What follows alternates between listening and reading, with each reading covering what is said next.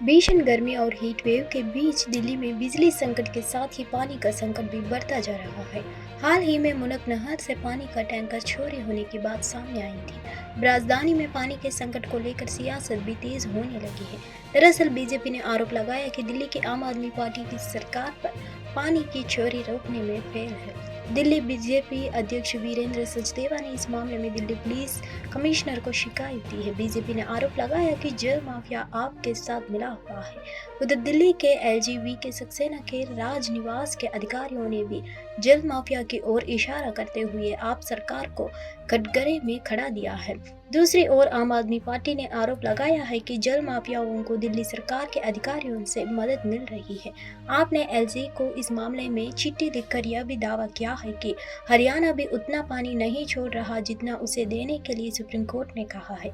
अतीशी ने कहा, जनवरी 2023 में दिल्ली जल बोर्ड ने 1179 टैंकर तैनात किए गए हैं। जून 2023 में टैंकरों की संख्या 1203 थी।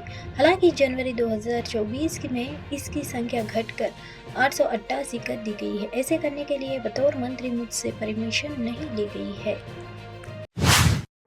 लोकसभा चुनाव और ओडिशा विधानसभा चुनाव के दौरान बीजेडी नेता नवीन पटनायक और उनकी पार्टी पर बीजेपी ने जमकर हमला बोला था। प्रधानमंत्री नरेंद्र मोदी ने भी बीजेडी नेता पर कई बार निशाना साधा था। हालांकि वो ताकिया मुख्यमंत्री के शपथ ग्रहण समारोह के दौरान कम होती दिखी। शपथ ग्रहण समारोह में आने के लिए नवीन पटनायक को आमंत्रण करने के स्वयं राज्य के मुख्यमंत्री मोहन चरण मंजीर पहुंचे थे। उनके आमंत्रण पर जब वो मंच पर पहुंचे तो बीजेपी के नेताओं ने उनका जोरदार स्वागत किया। प्रधानमंत्री मोदी के साथ भी उनकी अच्छी बातचीत हुई।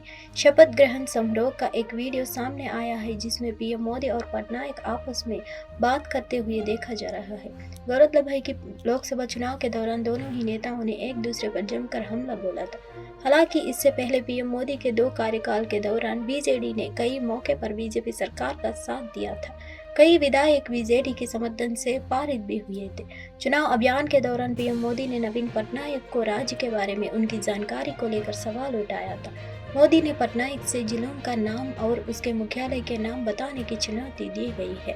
तत्कालीन मुख्यमंत्री ने पलटवार करते हुए पीएम को उनके सभी भूले हुए वादे को याद दिलाया था।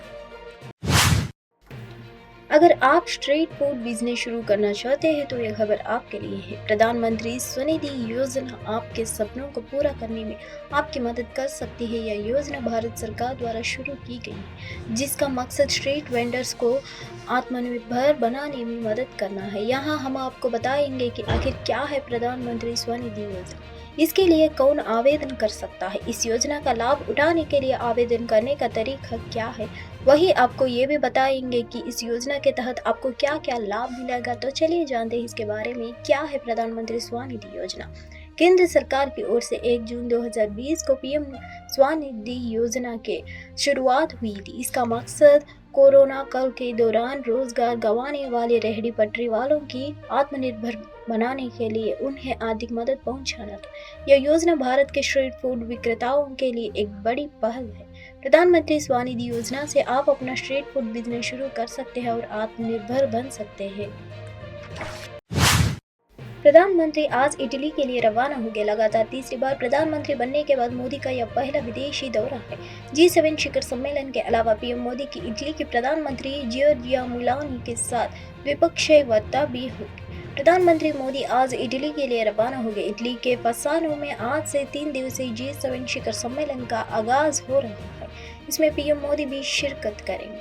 लगातार तीसरी बार प्रधानमंत्री बनने के बाद मोदी के नए कार्यकाल का यह पहला विदेशी दौरा है। प्रधानमंत्री के पहुंचने से पहले इटली में भारत की राजदूत वानी राव ने कहा कि पीएम मोदी वैश्विक मंच पर महत्वपूर्ण रोल अदा करेंगे। एएनआई से बात करते हुए दूत वानी राव ने बताया कि पीएम मोदी भारत की G20 अध्यक्षता के दौरान हुए कुछ प्रमुख मुद्दों पर भी यहां चर्चा करेंगे। प्रधानमंत्री मोदी इटली की प्रधानमंत्री जियोर्जिया मेलोनी के साथ द्विपक्षीय बैठक भी करेंगे। इटली इस साल G7 समिति की अध्यक्षता कर रहा है।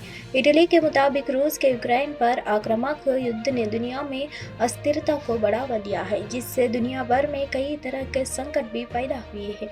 इटली के अनुसार G7 मध्य पूर्व के संघर्ष और उसने होने वाले परिणामों को वैश्विक एजेंडा के तौर पर पूरा महत्व देगा। उत्तर प्रदेश में बसपा को संघ से दूरी बड़ी पड़ गई है। जिलों में ना तो संघ और बसपा के समन्वय समितियों की दिखी, ना ही डैमेज कंट्रोल के लिए बैठकें हुई। बसपा ने प्रत्याशियों के चयन से लेकर चुनावी रणनीति तैयार करने तक में भी संघ से परामर्श नहीं लिया, लिहाजा संघ ने भी खुद को अपने वैचारिक कार्यक्रमों तक ही समेट रखा। लोकसभा चुनाव में करीब आधी सीटों तक सिमटने वाली बसपा की हार के भले ही कई कारण गिनाए जा रहे हो, पर संघ से दूरी भी एक बड़ी वजह है। संभवत यह पहला चुनाव है जिसमें बसपा ने प्रत्याशियों के चयन से लेकर चुनावी रणनीति तैयार करने तक में भी संघ से परामर्श नहीं लिया, लिहाजा संघ ने भी खुद को अपने वैचारिक कार्यक्रमों तक ही समेट रखा। इसका बसपा को नुकसान उठाना पड़ा। यह पहला चुनाव था जिसमें चुनावी प्रबंधन में संघ परिवार और बसपा में दूरी दिखी। बसपा ने किसी भी फैसले में उससे परामर्श करने तक की भी जरूरत नहीं समझी। ऐसे में राष्ट्रीय स्वयंसेवक संघ ने मौन साध रखा था। आमतौर पर चुनाव में जमीनी प्रबंधन में सहयोग करने वाले संघ के स्वयंसेवक इस चुनाव में शायद ही कहीं दिख हो। लोकसभा में राज्यसभा के 10 सदस्य चुनाव जीते हैं। इनमें से 7 बसपा, 2 कांग्रेस और 1 राजद के हैं। ये तीनों सांसद जिस राज्य के राज्यसभा पहुंचे हैं वहां बसपा और राजद की सरकार है। लोकसभा चुनाव परिणाम का असर राज्यसभा में दलों की संख्या बल पर पड़ना तय है। आम चुनाव में अपने प्रदर्शन में सुधार करने वाली कांग्रेस और उसकी अगुवाई वाले इंडिया गठबंधन को उच्च सदन में 3 सीटों का घटा उठाना पड़ेगा। जिन राज्यों में उपचुनाव होंगे वहां के संख्या बल के हिसाब से ये तीनों सीटें बसपा के पक्ष में जा सकती है। इस नए समीकरण से राजग उच्च सदन में बहुमत के करीब पहुंच सकता है। गौरतलब है कि लोकसभा में राज्यसभा के 10 सदस्य चुनाव जीते हैं। इनमें से 7 बसपा, 2 कांग्रेस और 1 राजद के हैं। ये तीनों सांसद जिस राज्य के राज्यसभा पहुंचे हैं वहां बसपा और राजद की सरकार है। ऐसे में कांग्रेस और राजद के सामने अपनी सीटें बचाना मुश्किल है।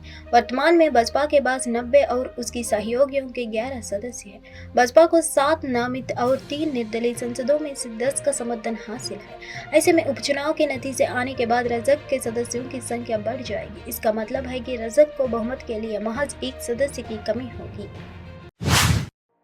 चुनावी दंगल में 2 पति पत्नी के आमने सामने की लड़ाई के कई उदाहरण हैं, लेकिन एक अलग अलग सीट के साथ एक साथ जीतकर लोकसभा तक पहुंचने की नज़ीर कम ही मिलती है। इस बार 18वीं लोकसभा के दौरान जब सदन में सभी सांसद बैठेंगे तो यूपी से अखिलेश यादव और डिम्पल यादव के रूप में पति पत्नी की इकलौती जोड़ी सभी का ध्यान खींचेगी। चुनावी दंगल में तो पति पत्नी के आमने सामने की लड़ाई के कई उदाहरण हैं, लेकिन एक अलग अलग सीट से एक साथ जीतकर लोकसभा तक पहुंचने की नज़ीर कम है। इस बार 18वीं लोकसभा के दौरान जब सदन में सभी सांसद बैठेंगे तो यूपी से अखिलेश यादव और डिम्पल यादव के रूप में पति पत्नी की इकलौती जोड़ी सभी का ध्यान खींचेगी। यह पहली बार है कि किसी पार्टी का मुखिया अखिलेश यादव और उनकी पत्नी डिम्पल यादव एक साथ लोकसभा के लिए चुने गए हैं। अखिलेश अपनी परंपरागत सीट कन्नौज से तो उनकी पत्नी डिम्पल यादव पड़ोस की मैनपुरी सीट से संसद चुनी गई है। दोनों ने ही रिकॉर्ड वोटों के अंतर से चुनाव जीता है। डिम्पल यादव तो सपा की ओर से जीतने वाले सांसदों में सबसे ज्यादा वोटों के अंतर से जीतने में अव्वल है। रियासी, कठुआ और डोडा में हुए आतंकी हमलों के बाद जम्मू पुलिस ने 4 आतंकियों के स्केच जारी किए हैं। माना जा रहा है कि ये आतंकी डोडा जिले के भद्रवाह, तातरी, गंडोह और ऊपरी इलाकों में एक्टिव है। जम्मू कश्मीर पुलिस ने इन आतंकियों की सूचना देने पर इनाम का ऐलान किया है। सूचना देने वाले की पहचान गुप्त रखी जाएगी। जम्मू कश्मीर पुलिस ने अपने एक्स अकाउंट पर इन आतंकियों के स्केच जारी किए हैं। प्रत्येक आतंकवादी की जानकारी देने पर 5 लाख रुपए के इनाम का ऐलान किया गया है। यानी अगर चारों आतंकियों की जानकारी कोई पुलिस को देता है तो उसे 20 लाख रुपए का इनाम दिया जाएगा। बता दें कि पिछले 4 दिनों में जम्मू संभाग के अलग अलग इलाकों में आतंकियों और सुरक्षा बलों के बीच एनकाउंटर के मामले में सामने आए हैं। कठुआ के हीरानगर में आतंकियों ने सुरक्षा बलों पर फायरिंग की, जिसके बाद एनकाउंटर में सुरक्षा बलों ने तो आतंकियों की ढेर कर दिया है। वहीं बुधवार की शाम जम्मू के डोडा जिले के कोटा टॉप पर आतंकियों और सुरक्षा बलों के बीच मुठभेड़ हुई। इस मुठभेड़ में कांस्टेबल फरीद अहमद घायल हो गए हैं। भारतीय क्रिकेट टीम ने अमेरिका को हराकर T20 वर्ल्ड कप 2024 में जीत की हैट्रिक पूरी की। इसके साथ टीम इंडिया ने मेजबान टीम को 7 विकेट से हराकर सुपर 8 के लिए क्वालिफाई कर लिया है। भारत को यह जीत दिलाने में सूर्य कुमार यादव और शिवम दुबे के साथ साथ अर्शदीप सिंह का भी अहम योगदान रहा। गेंदबाजी में जहां अर्शदीप ने कमाल किया, वहीं बल्लेबाजी में सूर्य कुमार यादव और शिवम दुबे में खूंटा गाड़ कर टीम इंडिया को रोमांचक जीत दिलाई। भारत के 3 मैचों में 6 अंक हो गए हैं और टीम ग्रुप में ए में 6 अंक लेकर टॉप पर रहते हुए सुपर 8 में पहुंच गई है। भारतीय टीम अपने आखिरी ग्रुप मैच में 15 जून को कनाडा से भिड़ेगी। अर्शदीप सिंह को प्लेयर ऑफ द मैच चुना गया है। मेजबान अमेरिका की ओर से रखे गए लक्ष्य का पीछा करने उतरी भारतीय टीम 18.2 ओवर 3 विकेट खोकर हासिल कर लिया है। टीम इंडिया की शुरुआत बेहद खराब रही। विराट कोहली पहले ओवर की दूसरी गेंद पर चलने लगे, उन्हें सौरभ ने तलवार कर कता भी नहीं खोलने दिया है। रोहित शर्मा को 3 रन के निजी स्कोर पर सौरभ ने हरमीत के हाथों खींच कराया है।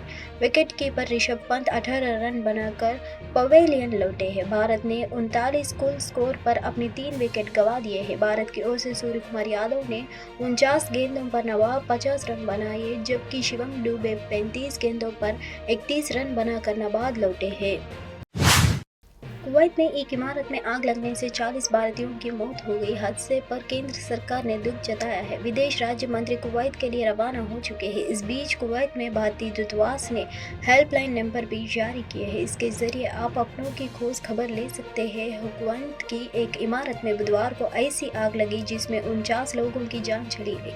जिन लोगों की मौत हुई है उनमें 40 भारतीय हैं। जिस इमारत में आग लगी वो 6 मंजिला थी। इमारत चलाने वाली लपटों और दम घुटने वाली धुएं से भर गई और इसी के साथ ये अग्नि दर्जनों जिंदगियों के लिए यह काल बन गई है। जिस बिल्डिंग में आग लगी वो कुवैत में मंगाफ शहर में है। रिपोर्ट्स के मुताबिक सुबह सुबह इमारत की रसोई में आग लगी। इस इमारत में बड़ी संख्या में कर्मचारी रहते थे।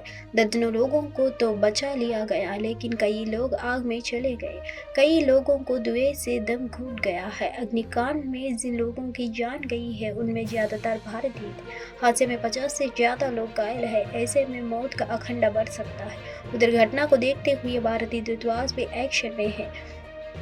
एम्बेसी ने हेल्पलाइन नंबर जारी किए हैं। इसके अलावा ईमेल एड्रेस भी जारी किया गया है।